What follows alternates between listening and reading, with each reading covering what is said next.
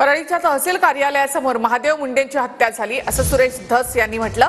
22 October 2023 ला महादेव मुंडेंची हत्या झाली असं धस यांनी म्हटलंय।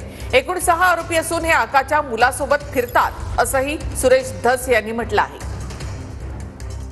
महादेव दत्तात्रय मुंडे गाव कनेरवाडी याचा खून झाला दिनांक 22 ऑक्टोबर 2023 ला। परळी वैद्यनाथच्या तहसीलच्या समोर खून झाला। अद्यापपर्यंत त्याचा तपास लागलेला नाही।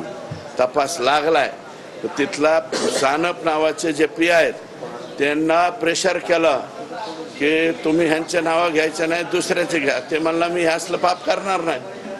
मग म्हणले तू इथून निघून जा। तो बिचारा बदली करून आता धाराशिव जिल्ह्यामध्ये गेलाय। राजाभाऊ फड व इतर 3-4 6 आरोपी आहेत अद्यापर्यंत आणि हे 6च्या 6 आरोपी आकाच्या मुलाच्या इर्द गिर्द भटकताना दिसत आहेत।